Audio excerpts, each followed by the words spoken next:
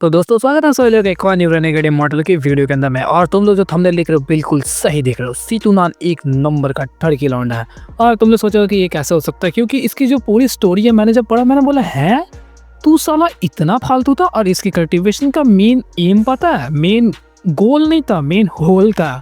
और भी बहुत चीज़ें इसके अलावा फर्स्ट उजागो के रिगार्डिंग में कई सारी बातें पता चलती है। और सीतू नान कहता है या फिर सोचता है कि वांगलिन फर्स्ट सुजाकू के बिल्कुल जैसा है। वो कैसे, आज के इस वीडियो में सभी चीज़ों को हम लोग क्लियर करने वाले हैं। तो चलिए आज के इस वीडियो को हम लोग बिना किसी देरी के शुरू करते हैं। तो जैसा कि आप सभी लोगों को पता होगा कि मेजी की रियल बॉडी के साथ में वांगलिन का वहाँ पे कोलाइड हो गया। और वहाँ पे पता चलता है कि वो लड़की इसके ऊपर में लस्टफुल है, मतलब इसके साथ में संभोग करना चाहती है। और वांगलिन जैसे तैसे खुद की इज्जत बचा के वहाँ से भागता है कॉप सेट के अंदर में। जी हाँ, मुर्दों के गढ़ के अंदर में जाने के बाद उसे पता चलता है कि वहाँ पर एक तियान युन प्लैनेट का एक सोल है जिसे उसने फटाक से अपना सर्वेंट बना लिया। और उसके बाद वो और भी ज़्यादा आगे बढ़ता है एंसेस्टर के पास में। और वो एंसेस्टर कोई और नहीं था बल्कि जायंट डीमन क्लैन का फर्स्ट एंसेस्टर था, जो कि पूरे क्लैन को यहाँ पर लेके आया था। और वहाँ पर जाते ही वांगलिन ने उसका चूसना शुरू कर दिया। गलत मत समझो, बल्कि वो उसका खून चूसा था, क्योंकि उसे चाहिए था ताकि उसकी एंशिएंट गॉड बॉडी को वो काफ़ी ज़्यादा बेनिफिट्स बना सके। तो वहाँ पर उस एंसेस्टर ने कई सारे ऑफर्स भी दिए कि तुम मुझे इस जगह से छुड़ा दोगे तो मैं तुम्हारे लिए ये फलाना ठिकाना कर दूंगा, झुक जाऊंगा, सब कुछ कर दूंगा।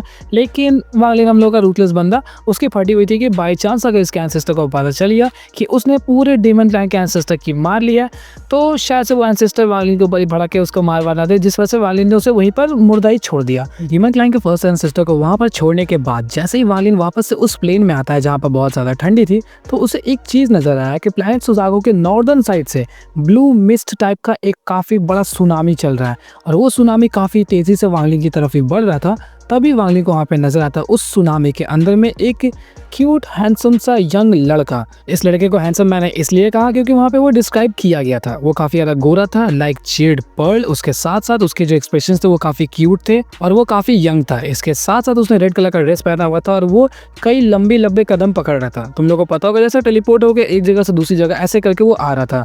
उसकी आवाज़ से काफ़ी ज़्यादा टेरिफाइंग ऑरा भी रिलीज हो रही थी, जो कि लिटरली अर्थ और हेवन दोनों को शेक करा दे।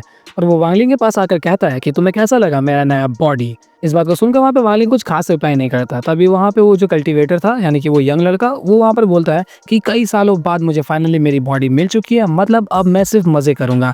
मैंने सुना है कि फेंगलुआन प्लैनेट के ऊपर पे कई सारी खूबसूरत महिलाएं पाई जाती है, तो मैं वहीं पर जाऊंगा मजे करने के लिए। वांगलिन क्या तुम मेरे साथ चल रहे हो? इस बात को सुनकर वांगलिन ने वहाँ पे रिप्लाई किया बिल्कुल नहीं। तभी वहाँ पर पता चलता है हम लोगों को कि ये जो कल्टीवेटर है वो कोई और नहीं बल्कि सीतू नान है, जिसने अपनी एक नई बॉडी को वहाँ पे क्रिएट कर लिया। इसके साथ साथ वो जो फोर्थ एंसेस्टर थे ना, इम्पोर्टल 4 सेकंड क्लैन वाले, उसे भी उसने पूरी तरीके से ऑब्जॉर्व कर लिया। बट स्टिल इसकी जो पावर्स थी वो पूरी तरीके से रिकवर नहीं हुई है और ऑलमोस्ट एसिडेंट लेवल के आसपास में है, अर्ली एसिडेंट। वांगलिन की सड़ी हुई रिप्लाई को सुनकर वहाँ पर सीतूनन काफ़ी ज़्यादा चिड़चिड़ा था और वो कहने लगता है कि तुम काफ़ी बोरिंग आदमी हो, तुम सब टाइम सिर्फ कल्टीवेशन करते रहते हो। तुम्हें पता है कि आखिर मैंने क्यों कल्टीवेशन करना शुरू किया? ताकि मैं किसी भी ब्यूटीज को पा सकूं। ऑफ कोर्स इसने कल्टीवेशन शुरू किया ताकि वो किसी भी महिला को पा सके जो उसे पसंद आती है। और तुम लोगों ने एक बार मेरे पास के वीडियोस में सुना होगा कि सीतूनन को एक कॉन्क्यूबाइन पसंद आई थी। कॉन्क्यूबाइन के रिगार्डिंग मैंने बहुत बार बताया। उसे पसंद आई थी तो उसने उसके मास्टर को हराकर उसे छीन लिया था। और यहाँ पर उसने खुद ही कहा कि उसने कल्टीवेशन करना शुरू ही किया था ताकि वो महिलाओं को पा सके। इसके साथ साथ उसने ये बताया कि उसे जो खजाना चाहिए वो उस चीज़ को छीन सके और जिसे वो पसंद नहीं करता वो उसे एक ही झटके में मार दे। सिर्फ इन्हीं 3 कारणों की वजह से उसने कल्टीवेशन शुरू किया। उसने बताया कि उसने कल्टीवेशन शुरू किया था 4th स्टेन्स प्लैनेट के ऊपर में। तुम लोगों को पता होगा कि जो सुजाकू था वो 4th स्टेन प्लैनेट के ऊपर में था। अब बाद में जब वो रैंक 6 का कल्टीवेशन कंट्री बना तो उसे एक प्लैनेट अलॉट किया गया, फिर सभी लोग यहाँ पर आए। तो सीतूनन एक्चुअली में वहीं पर बिलोंग करता था, वहीं से कल्टीवेशन करना शुरू किया उसने। जब वो कल्टीवेशन करना शुरू करता है तब उसे पता चलता है कि ये कितना ज़्यादा बोरिंग है, लेकिन अगर उसे ये चीज़ें चाहिए तो उसके लिए इसे करना ही पड़ेगा। इसके बाद ही सीतूनन उसे बताते हैं कि जब उसने कल्टीवेशन करना शुरू किया और वो फाउंडेशन एस्टैब्लिशमेंट में ब्रेक थ्रू कर जाता है तब उसने चुपके से अपनी कंट्री को छोड़ा और वहां से भाग जाता है। भागने के बाद वो एक ऐसे छोटे से कंट्री में जाता है जहां पर एक भी कल्टीवेटर्स नहीं थे। और तुमको पता है अंधों में कन्हा राजा, वहां पर अगर एक भी कल्टीवेटर्स नहीं है तो जो थोड़ा सा भी कल्टीवेशन करता होगा वो ज़्यादा पावरफुल होगा। तो सेम सीतू नाम भी वहाँ सबसे ज़्यादा पावरफुल था और उसने ये बताया कि जब वो वहाँ पे सबसे ज़्यादा पावरफुल है तो वो वहाँ का मेन लॉर्ड बन गया। मेन लॉर्ड बनने के बाद वो लोग वहाँ पे दिन रात पार्टीज करते थे, बस खाते पीते सोते। और तुमको पता है रात के टाइम पर उसके साथ में औरतें भी आके सोती थी। इस बात को उसने खुद ही कहा, मैंने नहीं कहा, स्क्रीनशॉट्स लगा दूंगा देख लेना। इसके अलावा जिसे भी सीतूनान पसंद नहीं करता वो उसे बस एक स्पेल में मार देता, इसको घंटा फर्क नहीं पड़ता। और तकरीबन उसने यहाँ पर 10 सालों तक मजे किए। और जब सीतूनान ऐसा कह रहा था तब वहाँ पे उसके चेहरे पर एक्सप्रेशंस कुछ इस तरीके के थे। क्या दिन थे वो, कुछ इस तरीके का उसने एक्सप्रेशन बना के रखा था। इस बात को सुनकर वहाँ पे वांग लिन ने कहा कि जब तुम इतने ही मजे कर रहे थे तुम उस जगह को छोड़ के क्यों गए। इसके बाद ही वहाँ पे सीतूनान का थोड़ा सा एक्सप्रेशन चेंज होता है। वो बताता है, तुमको क्या लगता है कि इतनी अच्छी लाइफ को कोई छोड़ के भागता वहाँ से? मैं वहाँ पे अच्छी तरीके से मजे कर रहा था। तकरीबन 10 सालों बाद वहाँ पे कुछ कोर फॉर्मेशन के कल्टीवेटर्स आए। हाँ, उन लोगों ने मुझे खदेड़ के भगा दिया, जिस वजह से मुझे वहाँ से जाना पड़ा। और फिर मैंने डिसाइड किया कि मैं इन लोगों से बदला लूंगा। जिसके बाद मैं क्लोज डोर कल्टीवेशन में चला गया और मैं फाइनली कोर फॉर्मेशन में ब्रेक थ्रू कर भी देता हूँ, तकरीबन 10 से 20 सालों के बीच। इस बात को सुनकर वहाँ पे वालिन हंसने लगता है और पूछता है, क्या तुम बाहर जाके बदला ली है? तो वहाँ पे सीतूनान रिप्लाई करता है, छे क्या बदला लूँ, मैं जैसे ही बाहर जाता हूँ तो मुझे पता चलता है कि उन कल्टीवेटर्स को ऑलरेडी किसी नेशन सोल के कल्टीवेटर्स ने मार दिया था। इसके बाद मैं जाता हूँ रैंक 2 कल्टीवेशन कंट्री के अंदर में। वहाँ जाने के बाद सेम चीज़, पार्टी हो रही है, दिन भर मैं इधर उधर घूम रहा। फाउंडेशन एस्टैब्लिशमेंट की जो भी औरतें वो मेरे आसपास रहती थी, मुझे कुछ कहने का जरूरत नहीं पड़ता, बस वो अपने आप अपने काम में लग जाती। और वहाँ मैं तकरीबन एक राजा की तरह था। मैंने खुद का वहाँ पर एक राजमहल भी बनवाया था। और क्या दिन थे वो, सच में बहुत मजा आता था वहाँ पर। और सीतूनान की इन बातों को सुनकर यहाँ पे वालिन फिर से रिप्लाई करता है और इस दौरान वो फिर से मुस्कुरा रहा था। उसने यहाँ पर कहा कि क्या तुम्हारी मुलाकात इस बार एक नेशन सोल के कल्टीवेटर के साथ हो गई? तो इस बात को सुनकर वहाँ पे सीतूनान कहता है, तुमने बिल्कुल सही कहा, मैं तकरीबन सिर्फ 3 सालों तक वहाँ पर था। तभी उसी दौरान वहाँ पे एक नेशन सोल का कल्टीवेटर आता है और वो कहता है कि मेरी कॉन्क्यूबाइंस में से उसे एक चाहिए जो कि फाउंडेशन एस्टैब्लिशमेंट में थी, ताकि वो उससे अपना फर्नेस बना सके। इस बात के लिए मैंने पूरी तरीके से इनकार कर दिया, लेकिन तुम्हें पता ही है वो ज़्यादा पावरफुल है और वो लोग मुझे पीटने वाले थे, लेकिन मैं मार खाने से पहले वहाँ से भाग गया। भागने के बाद मैं फिर से क्लोज डोर कल्टीवेशन में चला गया और वहां से बाहर जैसे ही आता हूँ तो मेरी कल्टीवेशन लेट नेशन सोल पर पहुंच चुकी थी। जिसके बाद मैं फिर से पहुंचा रैंक 3 कल्टीवेशन कंट्री में। सेम प्रोसीजर, दिन भर पार्टी, खाना पीना, मस्ती सब कुछ हो रही है, औरतें मेरे आसपास में घूम रही है। फिर से वही लाइफ जिंदगी वहाँ पे कंटिन्यू होने लगी।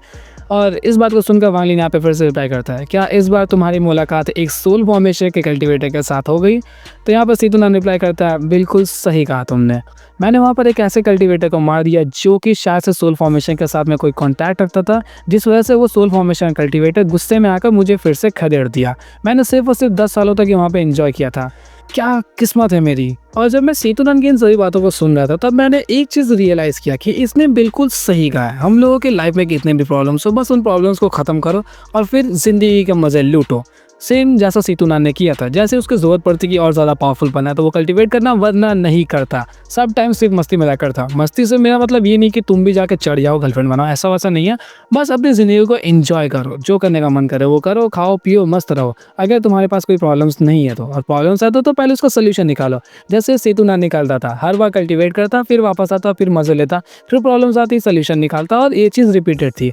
सीतूनान से ये चीज़ें हम लोगों को सीखनी चाहिए। एक तरीके से उसने कोई ख़राब बात नहीं कहा, बस उसका जो इन्जॉयमेंट का तरीका था वो थोड़ा ज़्यादा कैजुअल हो गया, लेकिन इन्जॉयमेंट होना चाहिए कुछ भी हो। और मेरी इन बातों को सुनकर तुम लोग भी लड़कियों के पीछे मत पड़ने लगना, क्योंकि अगर ये पढ़ रहा है तो हमें भी पढ़ने की ज़रूरत नहीं है।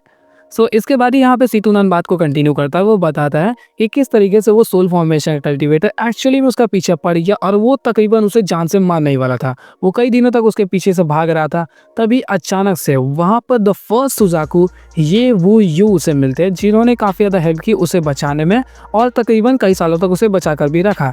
लेकिन उस दौरान ये वो यू की जो कल्टीवेशन थी वो भी काफ़ी ज़्यादा कम थी, जिस वजह से वो पूरी तरीके से हमेशा उसे प्रोटेक्ट नहीं कर सकते थे। जिसके बाद उसने बताया कि वो किस तरीके से महिलाओं के मोह से खुद को मुक्त कराता है, और मुक्त कराने के बाद उसकी आंखें खुलती है और उसे पता चलता है कि क्या चीज़ ज़्यादा ज़रूरी है, जिस वजह से वो फिर से क्लोज डोर कल्टीवेशन में जाता है। इस दौरान उसने तकरीबन कई 100 सालों तक कल्टीवेट किया, और कल्टीवेट करने के बाद फाइनली उसने खुद के डोमेन को वहाँ पे पूरी तरीके से एक्सपीरियंस किया। और वो क्या बनेगा तुम लोग को अच्छी तरीके से पता है, लेट सोल फॉर्मेशन का कल्टीवेटर।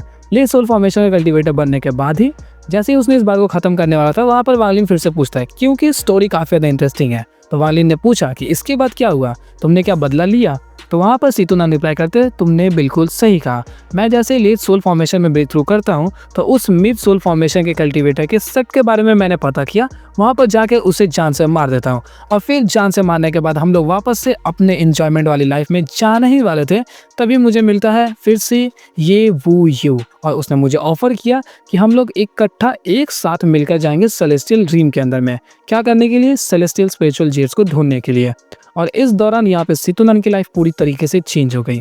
तो सीतूनान की लाइफ के अंदर में क्या चेंजेस आए, हम लोग इस बारे में नेक्स्ट वीडियो के अंदर में जानेंगे। और कुछ चीज़ें रिलेटेबल है जो कि फर्स्ट सुजाकू और वांगली के अंदर में थी, जिसके बारे में मैं नेक्स्ट वीडियो में बता दूंगा। सो आज के इस वीडियो को हम लोग यहीं पे एंड करते हैं। होप कि आप लोगों को वीडियो अच्छी लगेगी और सीतूनान के थड़कपंथी के लिए एक लाइक तो बनती है, दबा के लाइक करो, देखते हैं कितने ज़्यादा लाइक्स हो सकते हैं। बाय द वे, अगर आप लोग हमारे मेंबरशिप पर्स को लेते हैं तो हमारे चैनल को काफ़ी ज़्यादा सपोर्ट होगा और हम लोग बूस्ट और मोरल के साथ में और भी अच्छे कंटेंट अपलोड करेंगे और हमारे प्रोटेक्शन में भी हल्की सी हेल्प हो जाएगी। तो मिलते हैं आपसे एक और नई वीडियो के साथ, तब तक के लिए गुड बाय।